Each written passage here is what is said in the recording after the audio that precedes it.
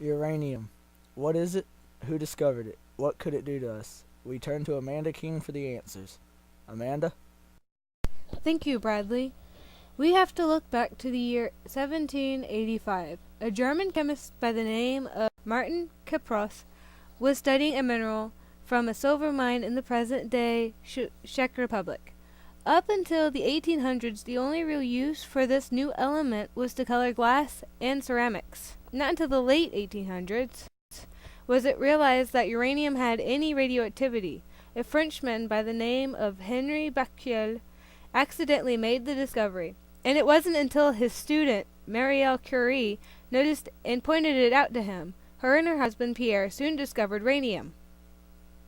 In 1939, another German scientist, Otto Hahn, performed the first proven nuclear fusion. At this time, the world was getting close to war. And at the University of Chicago in 1942, a team led by Enrico Fermi built the first nuclear reactor, known as an atomic pile. This pile achieved the first controlled nuclear reaction. Then started the fight for the first uranium-powered nuclear weapon. After the war, people tried to find peaceful ways to use uranium. They first used it with powering generators. The most it got to at that point was about 60 megawatts. That would equal about 60,000 kilowatts, enough to power a street decked out for Christmas for about 3 months easily. The most common uses nowadays is in weapons. Radioisotopes were used in medicine and smoke detectors. The only problem is the smoke detectors may remain dangerous for many years later. Most of the places that mine uranium are the US, Canada, all of France with most of Europe, and Japan with pieces of China and Russia.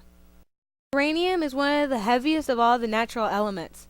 It is 18.7 times denser than water. It, like the other elements, have different amounts of isotopes. One was in a popular French television show called Code Lyoko. The one episode had that the supercomputer was running out of power and showed that an isotope of uranium ran it.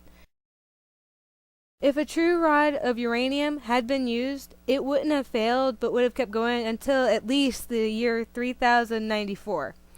And that's at the earliest. Two of the more common isotopes are uranium-238 and uranium-235. Hey, you changed the channel. Wasn't me. I think it was you. I don't recall that happening. Oh, come on. I was already sitting and you just sat down. So I think it was you. though there is a bad side effect if one person is exposed to the radiation that comes from the uranium. We have to warn everyone that the photo we are about to show is gruesome, and if anyone is squeamish, they should look away. This child was exposed to the radiation aftershock of an uranium bomb. Now, on a lighter note, we look at a bear cub who was just born today at a local zoo.